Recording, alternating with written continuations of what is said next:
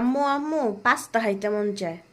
Pasta কি আর খাইতে মন চা করে? পিঠা আছে না, পিঠা খা। বাকর খানি আছে, বাকর খানি খা। না পিঠা খাইতাম না, পাস্তাই খামো। তোর খালি না এই জিনিসই খাইতে মনে কর বাবা।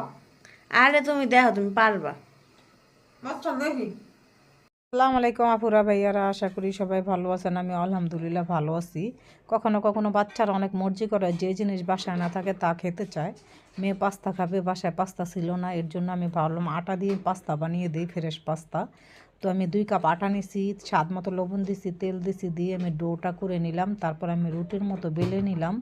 বেলে আমি চাকু দিয়ে কেটে নিলাম, পিস পিস করে কেটে আমি হাত দিয়ে ওটাকে পাস্তার শেপ দিয়ে নিলাম। দিয়ে দিলাম চুলাতে গরম পানিতে পাস্তা দিয়ে দিলাম। পাস্তাটা আমি নেমিয়ে নিলাম।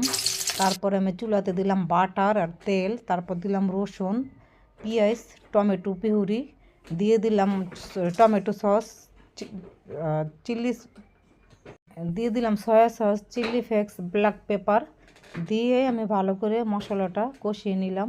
তারপরে আমি দিয়ে দিলাম পাস্তাটাকে আমি দিয়ে নামানোর আগে আমি একটু চিজ দিয়ে দিলাম। আমার মেয়ে চিজ খেতে খুবই পছন্দ করে।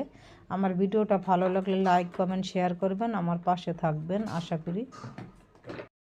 তোমার আটা পাস্তা রেডি।